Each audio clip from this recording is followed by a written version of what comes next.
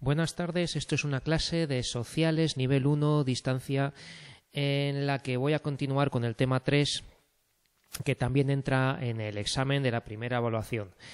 Estamos viendo los movimientos naturales de la población. Esto es, movimientos no significa migraciones, ya hablaremos de migraciones. Movimientos naturales se refiere a la natalidad, la mortalidad y otros datos sobre los movimientos de número de habitantes, es decir, de cuánto crece o decrece la población.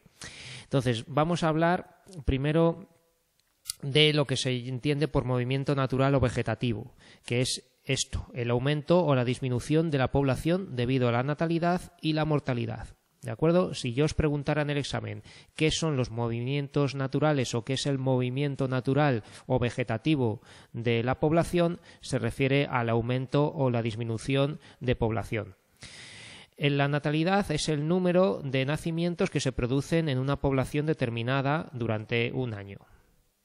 La tasa de natalidad de un país o una región se calcula dividiendo el número de nacidos vivos en un año entre la población total y se multiplica por 1000, porque los valores se presentan en tantos por 1000, ¿de acuerdo? Entonces, esta fórmula es importantísima porque casi seguro que cae en el examen, ya sea con un problema que yo os ponga para calcular la tasa de natalidad, os digo el número de nacidos en un país en un cierto año, la población total de ese país y tenéis que calcular la tasa de natalidad. Simplemente es dividir una cosa entre otra y multiplicar por 1000.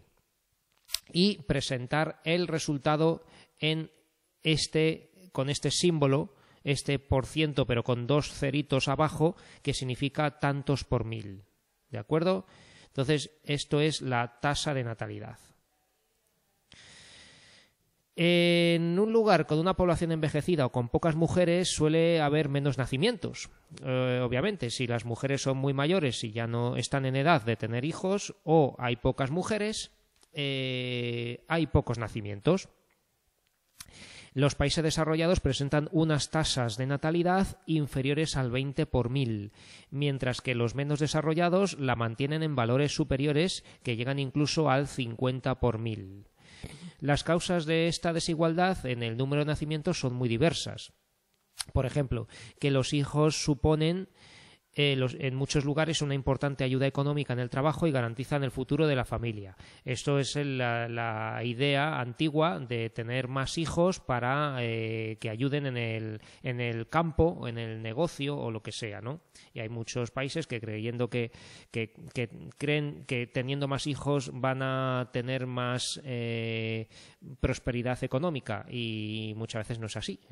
Hay más bocas que alimentar, hay los medios que hay son los mismos y hay veces que esto pues no favorece en nada.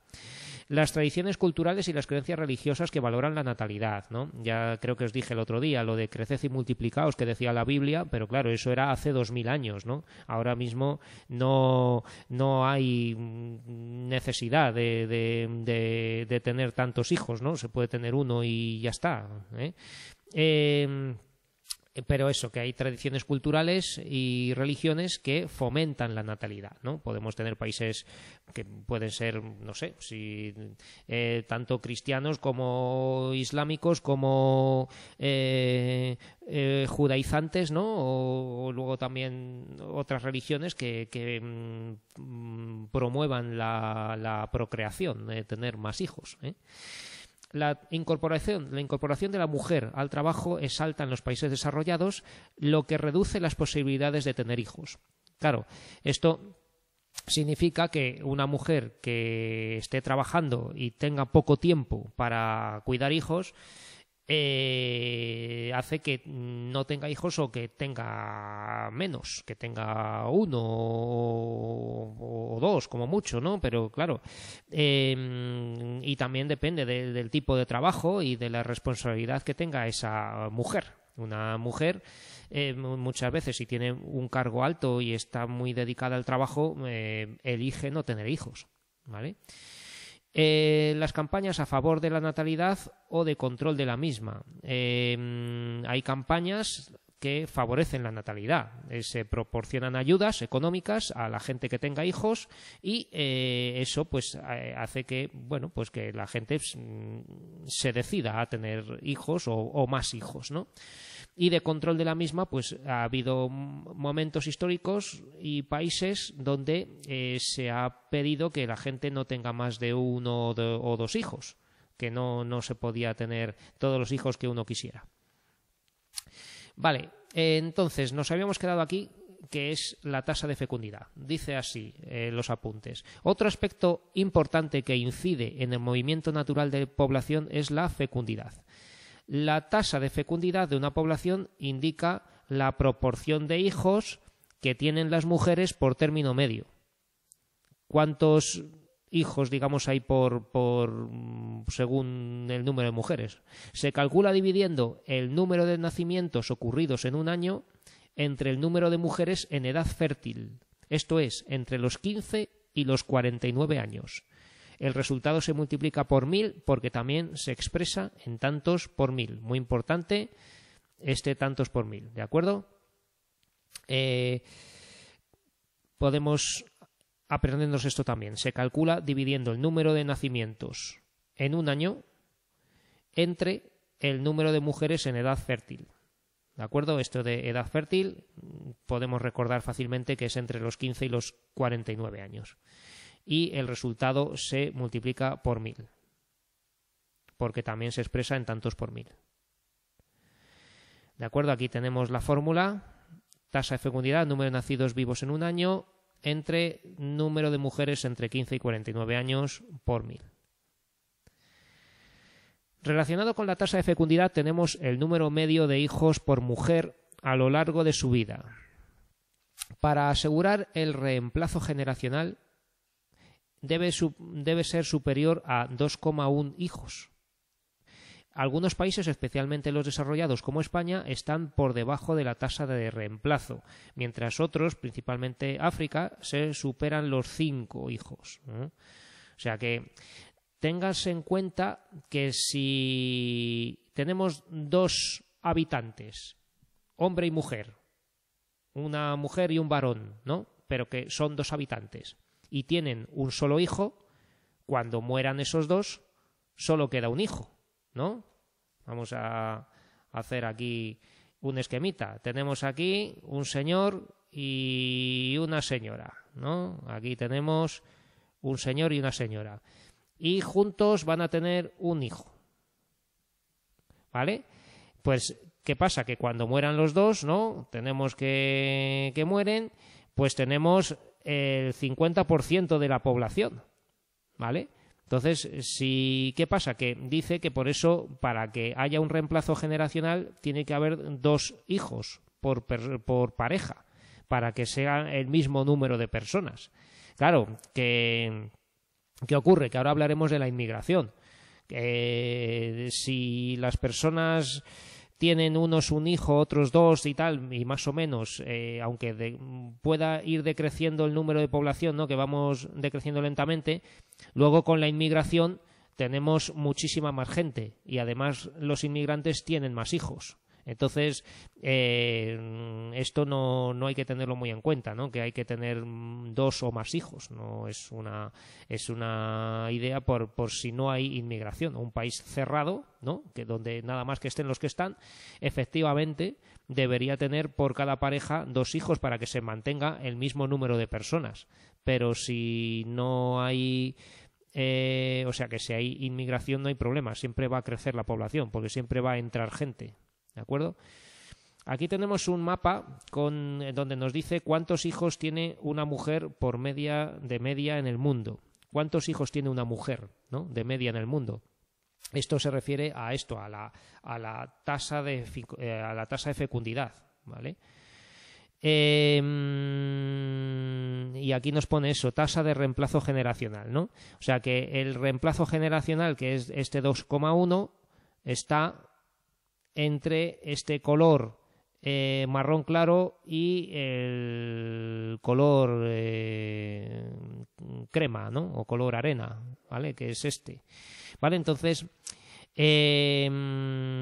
por encima de esta tasa, ¿no? Pues se supone que las cosas van bien, y los que están en rojo es que pueden estar perdiendo población, que se reduce la población, ¿vale? Pero que ya os digo que esto es mentira, porque la población con la inmigración, con los inmigrantes, siempre crece, y mucho, ¿vale?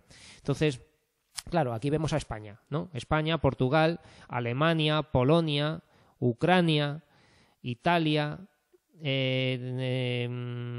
Grecia, ¿no? Son los países. Luego tenemos, pues, Japón, Corea del Sur, ¿no?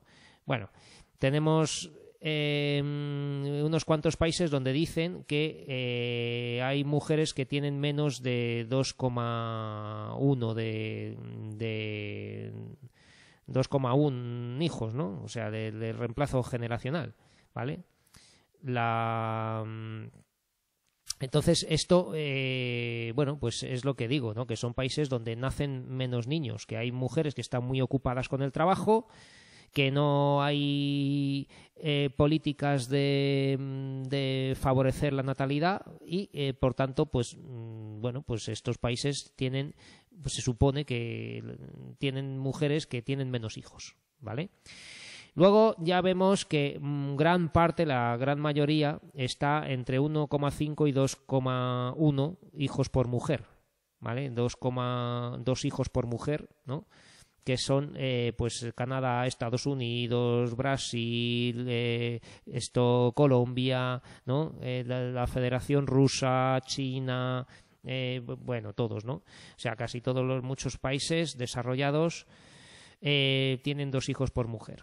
Y luego ya tenemos cuando ya empieza a haber más. Y cuando hay más, claro, ya vamos a suponer que estamos en países en vías de desarrollo o con algún síntoma de ello, ¿no? Entonces, pues aquí en gran parte de Iberoamérica tenemos ya tasas que llegan a 3 hijos por mujer, ¿eh? En África también, ¿no? Tenemos en países de Asia como Kazajstán, Turkmenistán, Mongolia, la India, ¿no? Y luego ya no digamos los que están en amarillo pistacho y verde, ¿no? Que ya son países realmente, pues bueno, países islámicos, como Afganistán y Pakistán. Tenemos Irak, tenemos Omán, tenemos Egipto, tenemos, bueno, y luego los más verdes, pues aquí están en el centro de África, ¿no? En Mali, Sudán, etcétera, ¿no? El Congo, ¿vale? Níger, ¿no? Bueno, pues tenemos países, pues eso, que son famosos pues conocidos, digamos, por su estado de poco desarrollo, ¿no? Que tienen gran pobreza y muchos hijos por mujer. Vale, pues vamos a hablar de la mortalidad. Vamos a la mortalidad. Que es el número de fallecimientos o defunciones, o defunciones ocurridos en una población durante un año. La tasa de mortalidad se calcula dividiendo el número de defunciones de un país o de una región, si queremos, vamos a poner un país, en un año entre el número de habitantes en total. Y el resultado se multiplica por 1000 y se expresa en tantos por 1000. ¿Vale? No olviden los tantos por 1000. Entonces, tasa de mortalidad en tantos por 1000, tenemos el número de muertes en un año entre población total por 1000. Otra fórmula que puede caer en el examen o que expliquéis esto. Los factores que inciden en la mortalidad son diversos. El envejecimiento de la población hace aumentar la tasa de mortalidad, ¿vale? Esto es muy importante, que una población envejecida, una población de un país donde hay muchos ancianos, que son los países desarrollados, pues hay más tasa de mortalidad. Pero, por otro lado, la difusión de los adelantos médicos, sanitarios y una nutrición adecuada reduce la mortalidad. Entonces, claro, se juega con estos dos factores, que que en un país desarrollado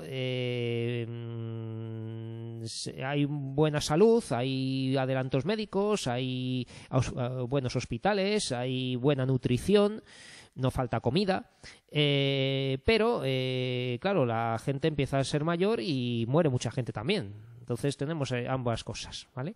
Dos datos que complementan a la tasa de mortalidad y que son más precisos para indicar el grado de salud y bienestar de un lugar son la tasa de mortalidad infantil y la esperanza de vida. Voy a subrayar esto porque es muy importante.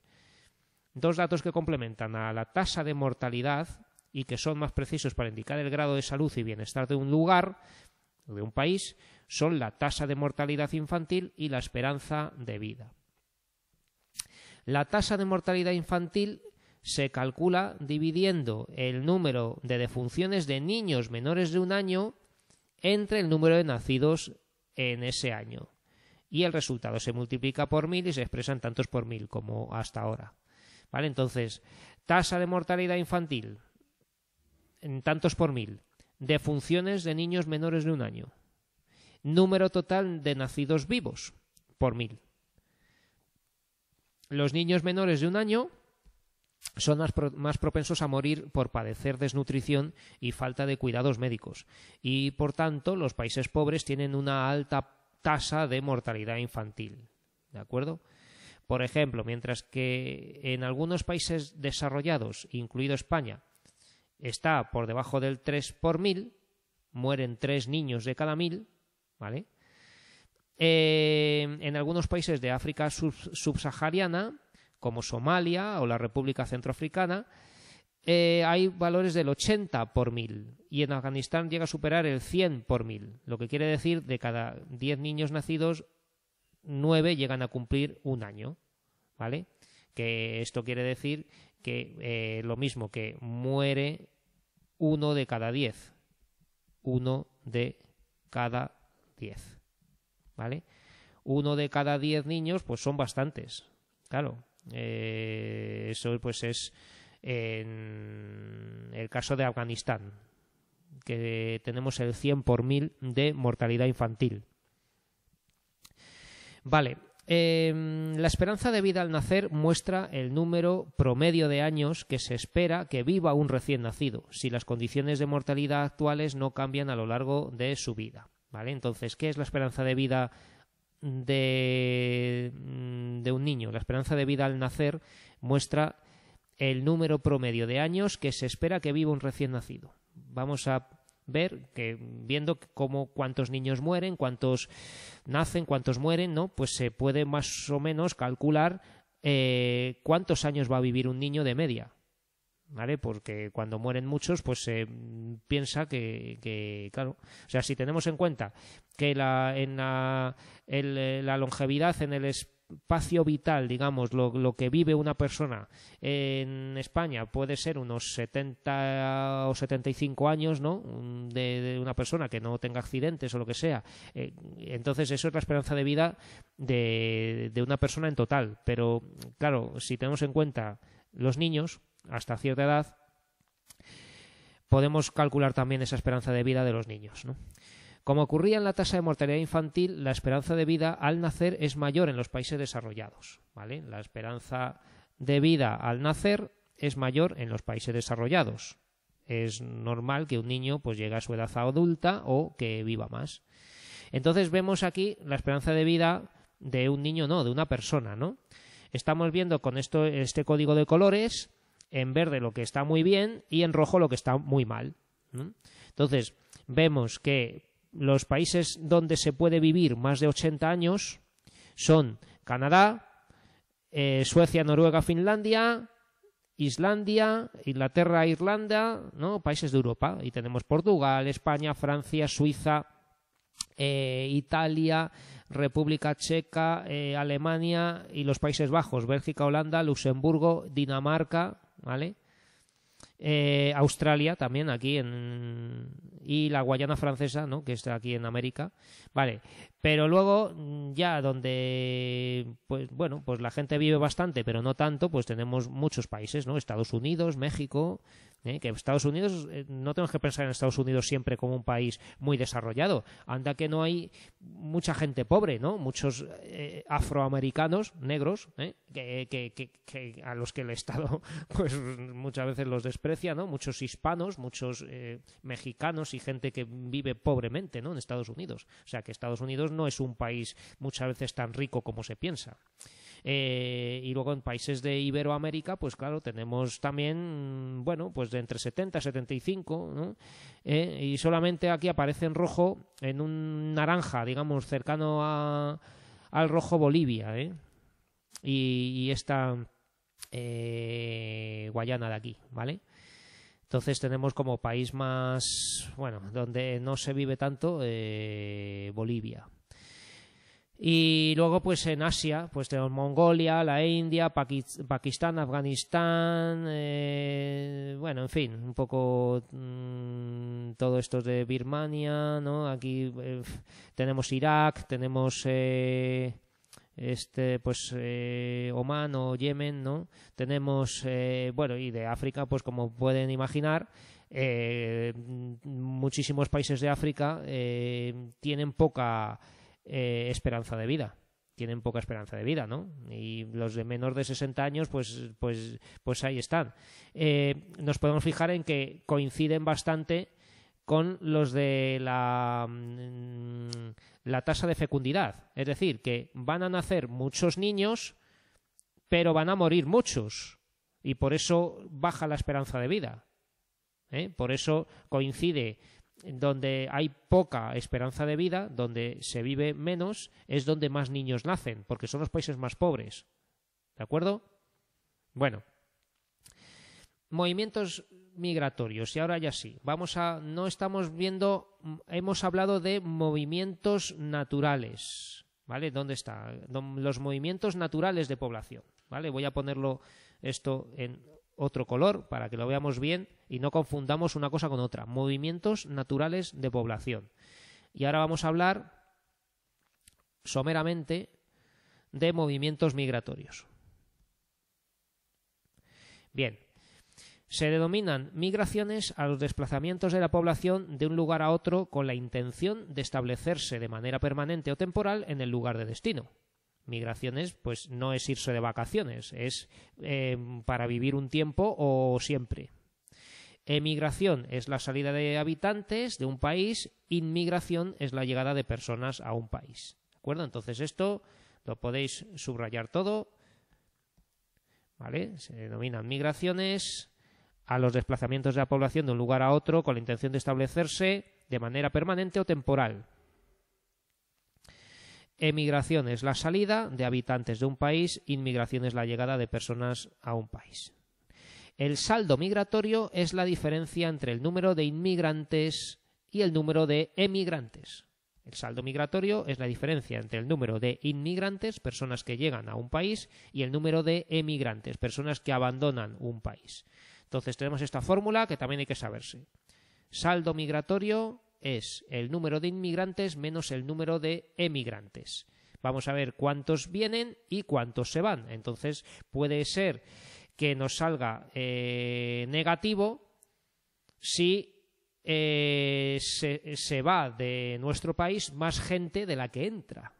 Y eso puede pasar, pues por ejemplo, en países donde sale mucha gente, como Ecuador, ¿no? Donde muchísimos vienen a España o otros países, sobre todo a España, ¿no? Y claro, hay un saldo migratorio que lo mismo es negativo, pero habría que ver que pues otros países donde también entra mucha gente. Igual el saldo migratorio de España desde luego es positivo, o sea, es positivo porque tenemos más inmigrantes que emigrantes. Españoles siempre salen y siempre han salido y siempre saldrán a buscar oportunidades laborales en otros países, pero al nuestro vienen muchos más. Clases de movimientos migratorios. ¿Qué clases de movimientos migratorios tenemos? Pues las migraciones interiores son las que se realizan dentro de un mismo país, ¿vale? Esto ha pasado también en España, en otras épocas. Ahora se está dando un poco al revés, es decir, que normalmente había lo que se llamaba emigración rural, es decir, la marcha del campo a la ciudad para buscar trabajo en la ciudad. Y esto es algo que ocurre todavía en los países pobres. En los países pobres sigue siendo un fenómeno habitual. Y yo lo que estaba explicando es que ahora, en la actualidad en España, se está dando la situación de lo contrario, que es una migración interior, pero sería inmigración urbana, porque hay mucha gente de las ciudades que consigue irse a ciudades más pequeñas, ciudades de provincias, o a vivir en pueblos, cuando consiguen pues un teletrabajo, o se hacen un negocio y montan una nave industrial en un pueblo, o un negocio en un pueblo de alguna tienda o algún tipo de negocio, digamos, una forma de sobrevivir lejos del ajetreo y del ahogo, de la asfixia de la ciudad, ¿no? Las ciudades están superpobladas, Madrid la que más, Madrid, la capital de España, está superpoblada, y muchas otras ciudades grandes, donde no hay sitio para aparcar, donde la gente va como sardinas en lata en el metro, donde hay atascos en todas las carreteras todos los días, y eso pues no se controla, y bueno, pues debería controlarse un poco, Entonces, dentro de lo que hay, pues está salir a vivir a los pueblos estaría bien para descongestionar las ciudades, pero no se facilita y no se organiza bien. Las migraciones exteriores tienen lugar de un país a otro o de un continente a otro. Si decimos de un país a otro, pues ya está claro, porque de un continente a otro, pues bueno, vamos a ponerlo también. Pero está claro que es de un país a otro. Lo más frecuente es que las migraciones exteriores sean duraderas en el tiempo. No obstante, pueden ser estacionales, como las de los trabajadores que acuden a determinadas campañas de recolección de frutas y verduras. Vamos a subrayar esto porque es verdad que para las campañas de recogida de fresas o de la uva, ¿no?, cuando tenemos la vendimia, pues siempre ha venido gente que viene para eso y luego se va, ¿vale? Causas de las migraciones.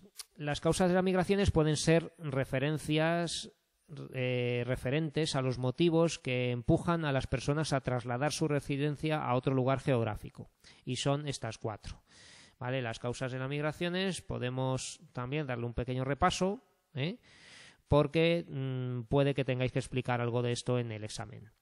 Motivos que empujan a las personas a trasladar su residencia de un lugar a otro.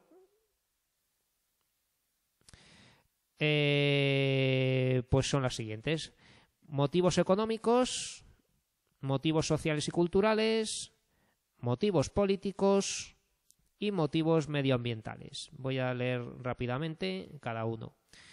Los motivos económicos, que son los principales. Se buscan lugares más ricos y con mayor oferta de trabajo y mejores salarios.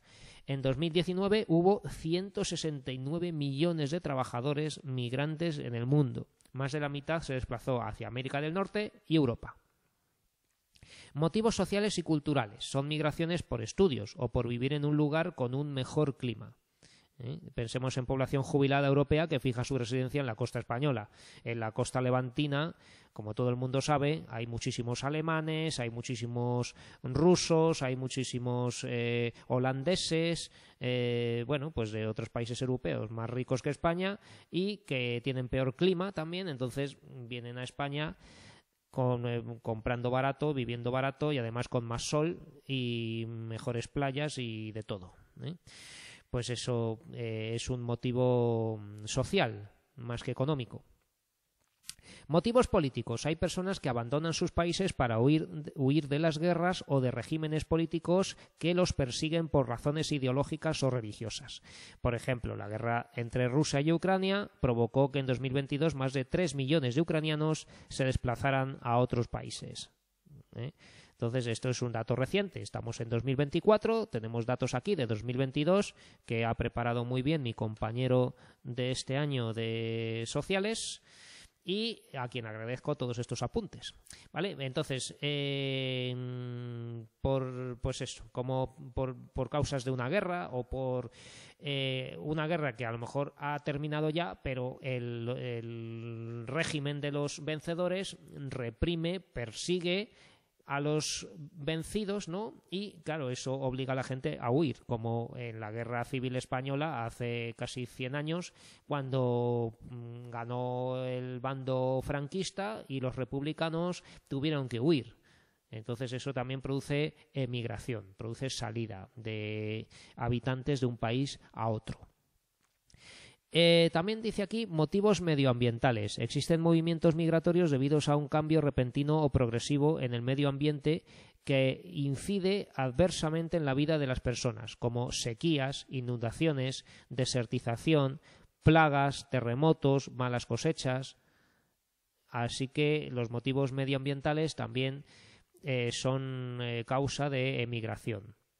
Esto pues ha pasado con alguna catástrofe natural o bueno, pues casos también de sequías. Cuando no hay cultivos y empieza a haber hambre en un país, pues la gente se va a otro. Podemos decir que hay fenómenos que tienden a expulsar población de un lugar. Catástrofes naturales, guerras, pobreza, falta de expectativas de futuro, ¿no? Cuando se ve que el país no prospera, que va cada vez peor y dicen, pues me voy a otro. Y mientras hay otros que provocan la atracción de población como riqueza, posibilidades de futuro, la libertad política, ¿no? Eso que se ve que un país tiene un régimen político atractivo, favorable.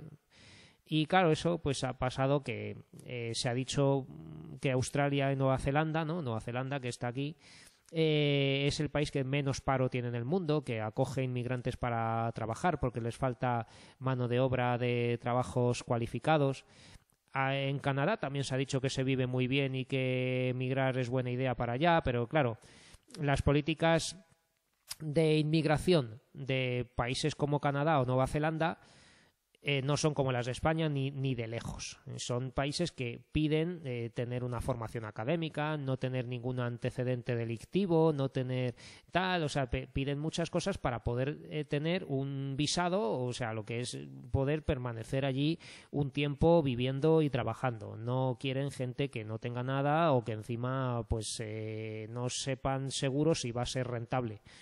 Son países que miran mucho a la población que meten en su territorio. Vale.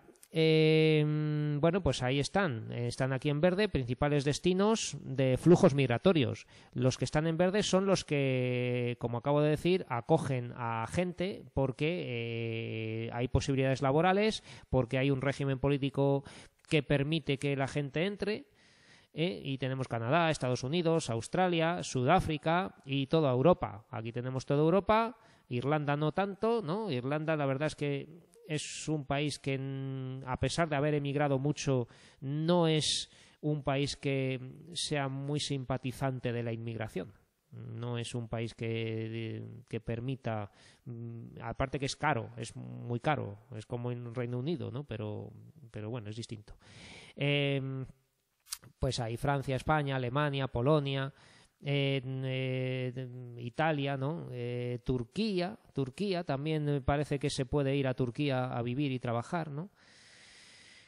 Y luego tenemos en otros colores distintos los países de los que emigra gente, de los países de donde sale gente, ¿no? Tenemos países con conflictos armados como podemos tener pues Mali, Libia, ¿no? Bueno, Libia, no sé en qué momento. Esto es de una editorial de un libro y habría que ver en qué fecha, en qué años.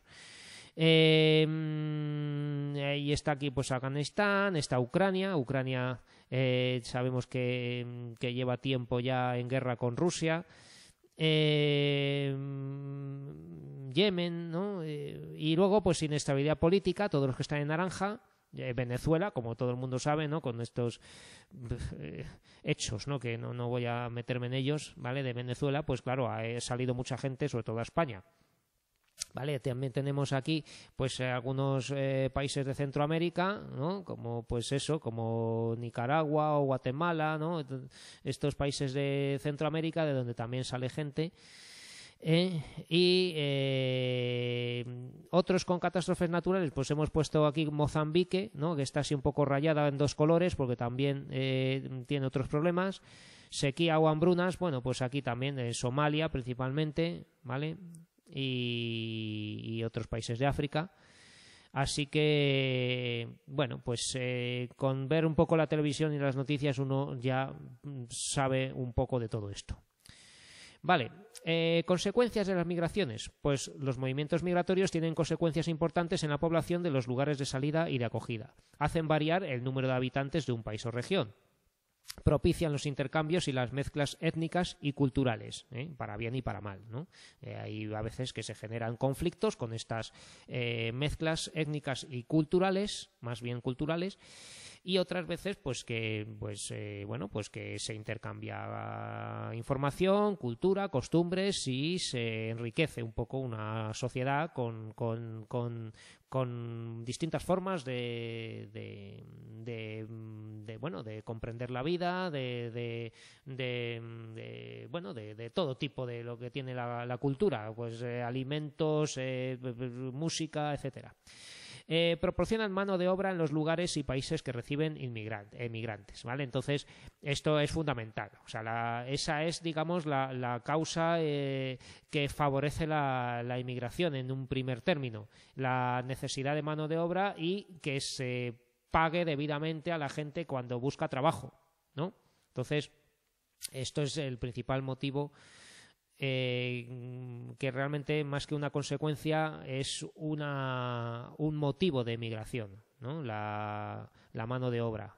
Son un medio de vida para los propios emigrantes y para las familias que reciben los ingresos de sus parientes que han emigrado. Claro, todo el mundo sabe que está todo lleno de anuncios esos de envía dinero a no sé dónde, envía dinero a no sé qué, ¿no? Que hay esas empresas que se ocupan de enviar dinero quedándose un poco. Entonces, cuando uno va a trabajar a España, pues está enviando dinero a sus parientes en América, ¿no? Hasta que vienen también a España. Entonces, claro, cuando uno va a trabajar a un país y tiene a lo mejor a su madre o personas que ya están mayores, que no pueden trabajar, que no pueden valerse por sí mismas, no le queda otra que enviar dinero a su familia o parientes o quien sea, ¿no? De su país, que todavía no ha podido no ha podido emigrar para ir a otro país.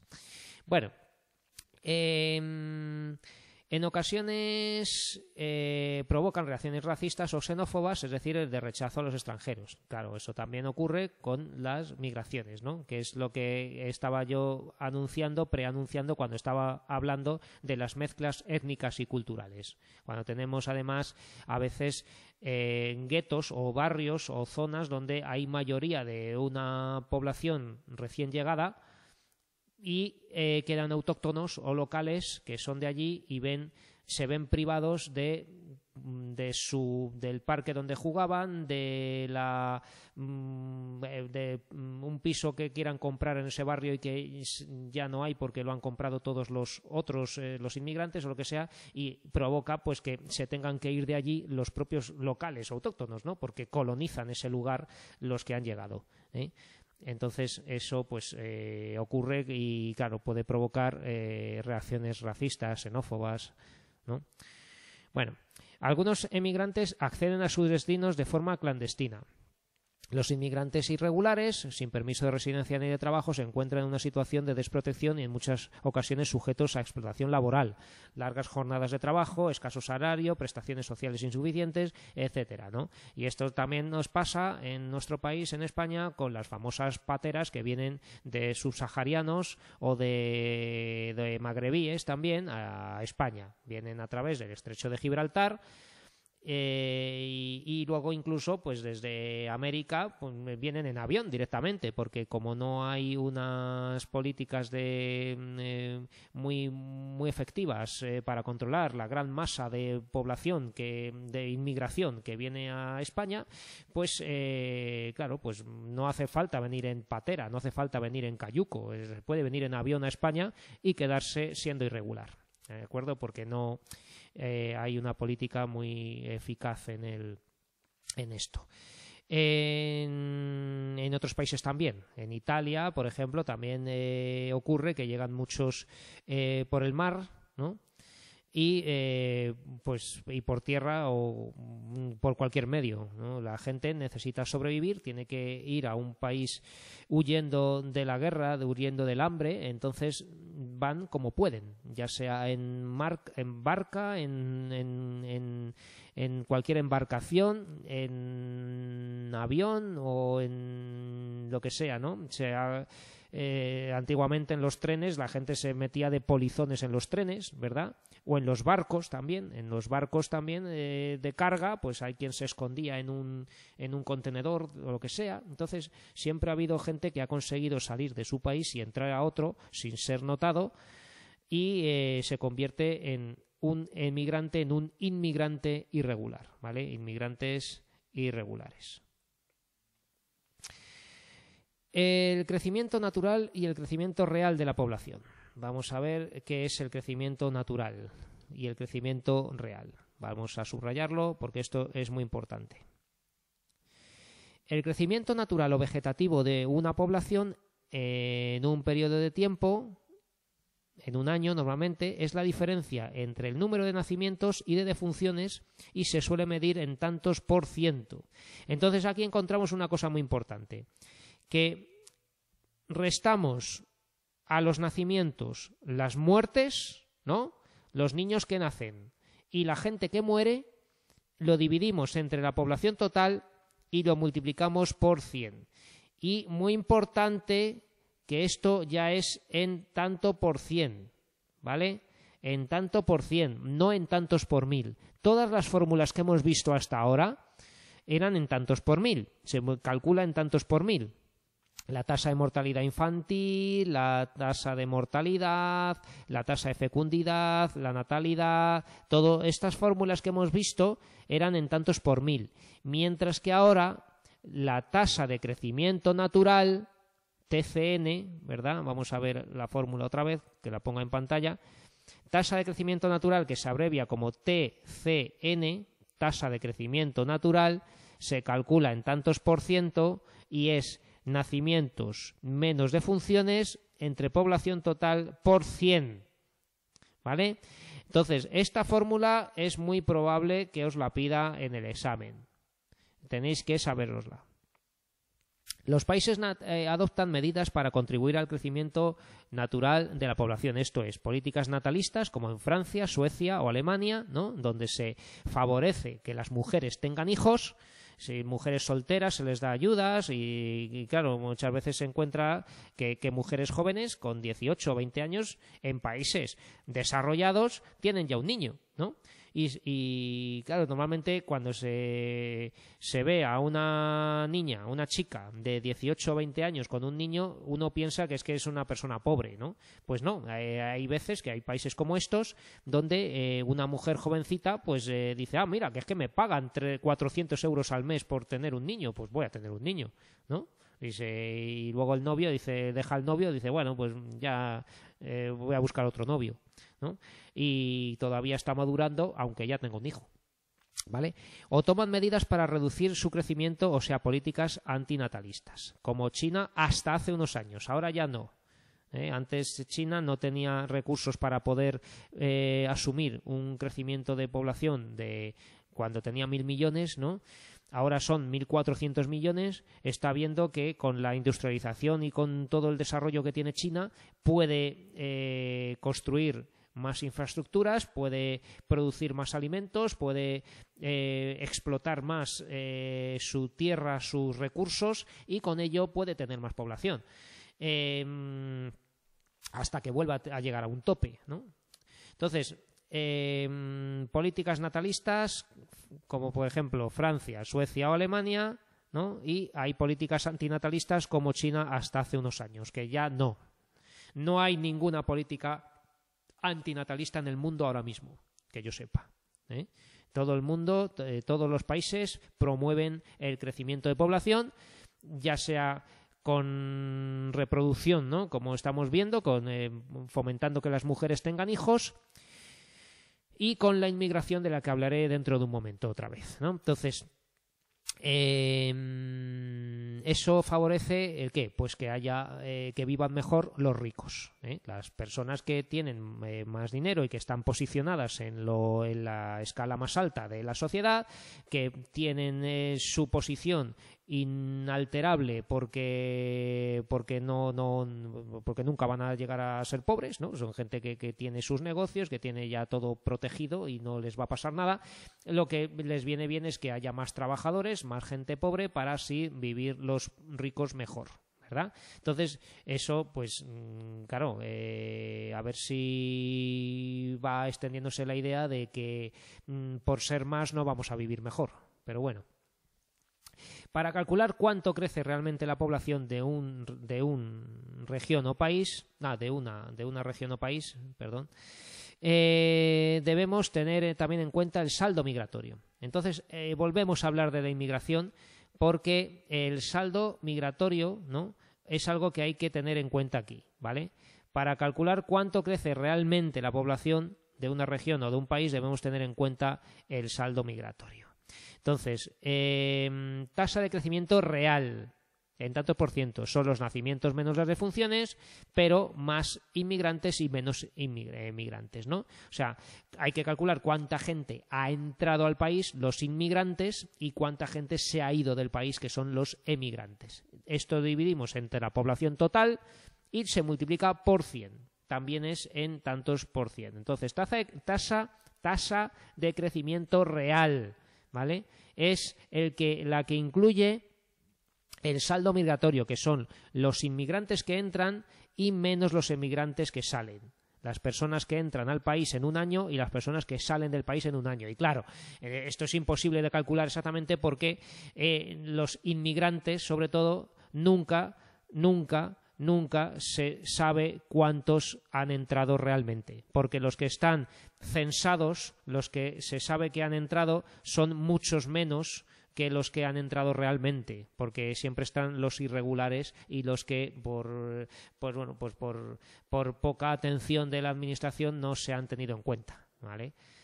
Existen varios países desarrollados, entre ellos España, que presentan un movimiento natural de población negativo. Hay más defunciones que nacimientos, ¿no?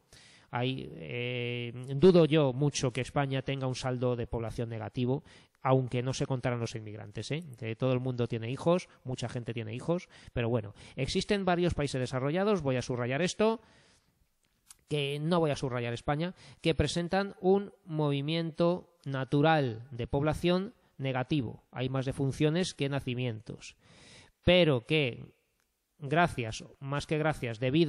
debido a un saldo migratorio positivo, hay más inmigrantes que emigrantes, experimenta un crecimiento real de la población, ¿vale?